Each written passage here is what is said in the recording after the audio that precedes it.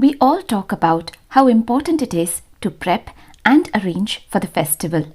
But I feel it's equally important how we finish all the things that we have bought, we have used during the festival. I use a towel which is very much like a muslin cloth to wipe the puja chowki, which is very much used during the whole celebration. Just giving it a wipe this way cleans and doesn't get accumulated with kumkum, haldi and agarbatti that we have used. It's a tradition that we follow at home of having a set of 16 small rangolis for Swarna Gauri Puja, and I'm sure you must have used rangoli powder as well for the festival. Now with our puja room being carpeted, I have used a tray for rangoli. What I do after a festival is to reuse this rangoli powder. I store it in a separate container to be used again for rangoli that I do at the front of the home, which is outside. Getting rangoli powder isn't very easy here living in England, so I make the most of what I have at home. This whole big bowl of pears is from a friend's garden. There are around 15 to 20 pears that I am planning to make a homemade pear jam. Now, there's so many fruits that we get during the festival that can be used for good in making jams at home. I have washed and peeled the skin of the pear and discarding the unwanted. I'm just roughly chopping them and transferring them straight away into the food processor. I have inserted the knife blade into the food processor. You can use the same method in making green apple jam, red apple jam. Now if you don't have a food processor at home, just chop the fruits and soften them in water until they're mushed.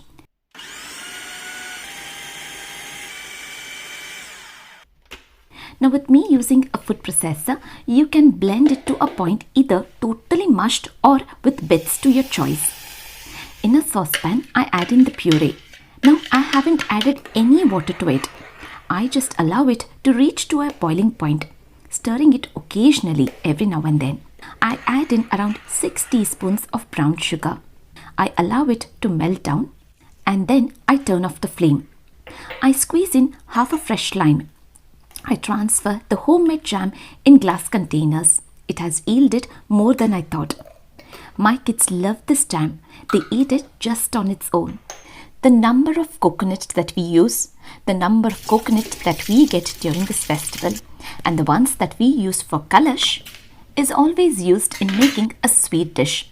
So here I am grating the coconut in what I find the most easiest way and quite a robust traditional gadget which can be used for generations, and we call this as ilge.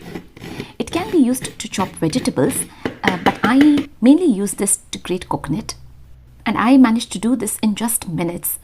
I have used 1/4 measurement of brown sugar to the grated coconut, say around 6 teaspoons of sugar to half a coconut. Together in a saucepan, I transfer all of it together and I use half a cup of milk.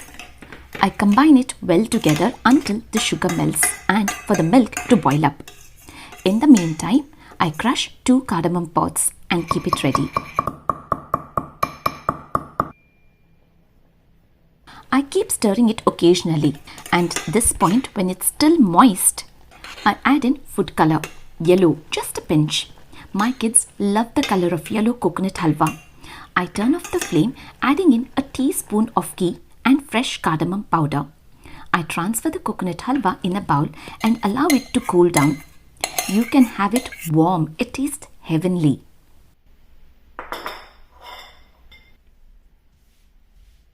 Now there's so many paan leaves that we get during Gauri Ganesha festival, and this is how I use them, not wasting even a single paan after the festival. Firstly, I make fresh paan for us, which tastes so good.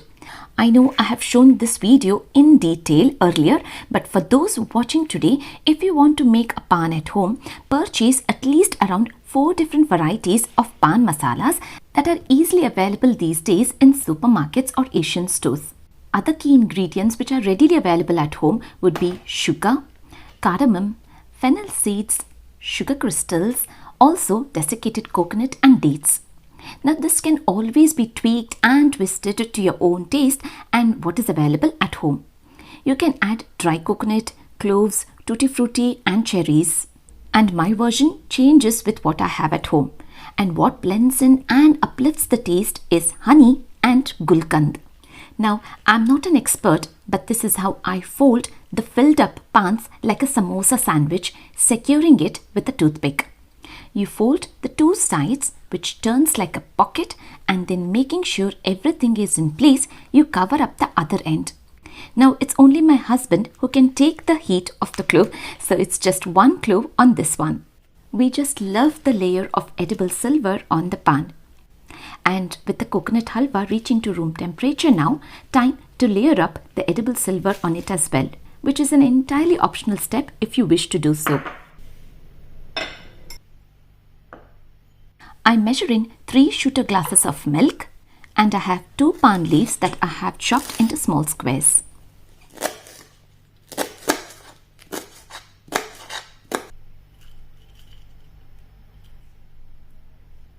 Two teaspoons of brown sugar and a teaspoon of honey, a teaspoon of fennel seeds, and I blend them together for a very refreshing Paan Shots.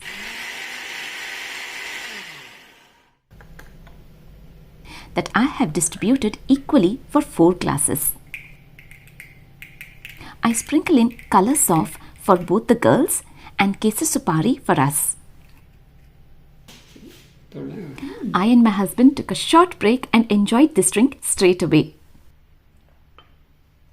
And one of my very favorite recipe is this recipe called Yelli Pudi of my grandmother, which is not just loved by me but all my friends. So I'm making it again after the festival to finish off all the remaining paans. Yes, I have shown this recipe earlier, but today just a quick version to go through as I'm making it today as well.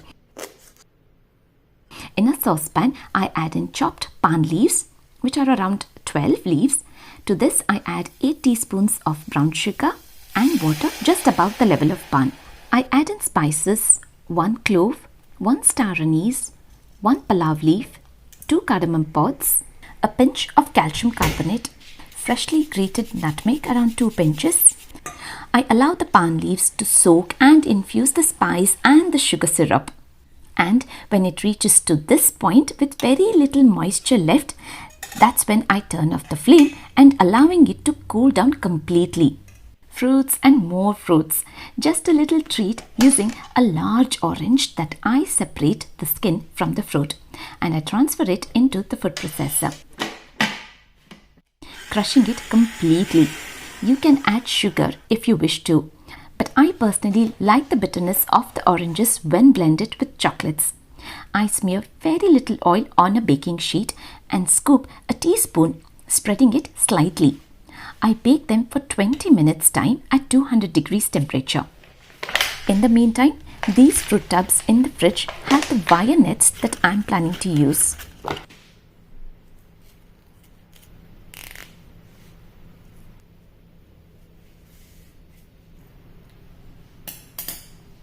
I have made a bun and I am using these nets to cover up the bun. It worked pretty good, securing it with a band. Now, there's so many flowers that we get for the festival and I'm obsessed these days using these fresh flowers to pin up in my hair. It looks traditional and it has a lovely fresh feeling. My girls would have tucked the flowers better in my hair, but they're at school today. And I feel I could have done it more neatly, but it's just the idea what I wanted to share with you all today.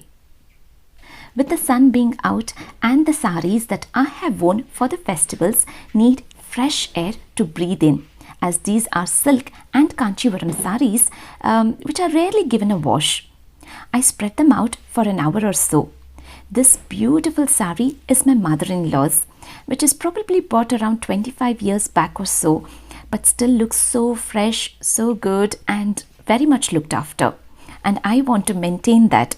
And this was given to me by my akka when I was pregnant with Shreya 18 years back. I just love my sarees and I look after my sarees very well as well. So this is what I do. These orange bites are ready. They are bitter in taste and I like to combine them and coat them in half with melted chocolate.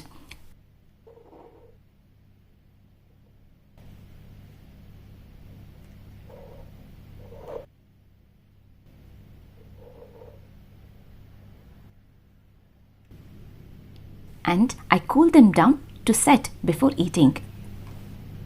Fresh roses bought by my friend when she came home for Haldi Kumkum. I love roses when they are fresh, when they are dried. I like to preserve them before they get spoilt. As you can see, they are getting dried up now. I pair 2 roses with a string at the top to hold them together. I measure up the length needed and tie a knot to hang them upside down. I combine doing the same for the other 2 pairs, creating a decor, uplifting the walls with fresh flowers and also allowing them to dry completely, creating colors on the wall. Dried up roses can be used in multiple ways later. Traditional tablecloths used occasionally, but yet needs a good wash, and I prefer washing it in the kitchen sink than the washroom. Easy on my back and also don't have to wet my feet. So I sprinkle in very little of washing powder and soak it in water for a good amount of time. Shreya is back home from school and she's loving the flowers in my hair. And before I get these roses in her hair, I thought of curling her hair with VKK Hair Curling Set. It has 3 dimension size wands, giving the perfect curls needed. It is so easy to attach the wand and get started. It has the temperature setting and I just love the fact that I can see the set temperature clearly, which is displayed on the LCD screen, making it a lot easy for me to use. It gets heated up so quickly and I'm ready to curl. After a quick heat protection spray, I use the comb to divide and section. The kit also provides a heat-proof glove which made it a lot easy whilst holding the heated up curls in my hand. I personally found the curler very easy to use, rotating the wand with very little section of hair at one time and then holding it for 2 seconds. And then clipping the curls, and once I'm done with both the clips, I just use the first clip to clip onto the third curl. Getting the curls was so easy. We 3 girls at home do each other's hair, whether it's a haircut or dressing each other's hair. We just enjoy these moments together. It's so nice to have girls at home, our companions and friends for life. Look at these gorgeous girls, so beautiful. I'm leaving a link of this wonderful product, hair curler set, in the description box for you to have a look. These fresh roses after the festival are definitely being used for good and are giving a very ethnic and beach wave look, perfect for young girls. Yeah, that's fine. Yeah. Beach vibes in Spain, Barcelona. The Yelli Pudi is completely cooled down and I remove the spices now. I like to add in different varieties of pan masalas to it. There is no set rule, there is no set measurements. I just add in my favorite masalas. Adding in at least 3 to 4 different varieties will be good. This is my very section of pan masalas at home and I like the version of sweet pan masala, so I'm adding in more sugar and desiccated coconut and soft. This can be saved and preserved for months, even a year. We have a gathering this weekend with friends and they all just love eating this homemade Yelli Pudi that I make, and I always make sure to make it for them. And I just feel so happy with my grandmother's recipe being loved so much.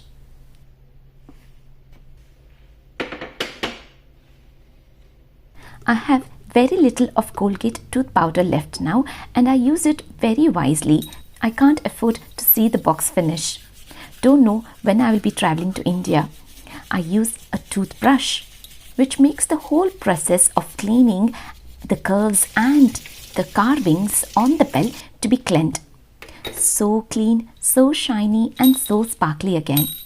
I wipe it down straight away, ready to use again. The Rangoli patterns back into the pouch until the next festival.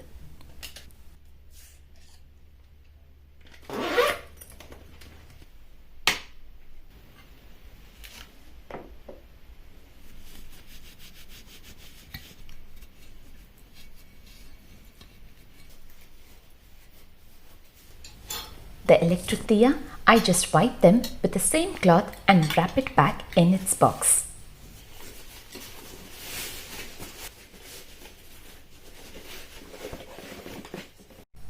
And everything else back in its place. I always make it a point to keep the pallu folded up inside and fold up the sari in the opposite way. To be honest, most of my saris in my wardrobe are quite old, with more than 10 belonging to my mother-in-law, and the rest are from my wedding. I hardly buy 2 saris when I go to India, but I look after my saris with a lot of love and have taken good care of them since the day I've had them.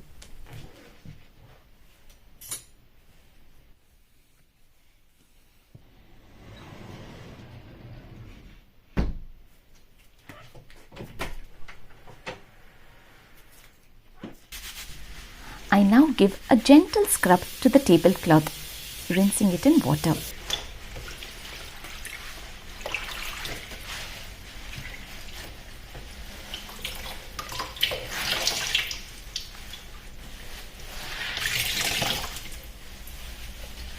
Fresh and clean and ready to be used for the next festival. I really hope you found today's video useful and helpful in finishing off wisely all that you have got for the festival and is used for good. Thanks for watching.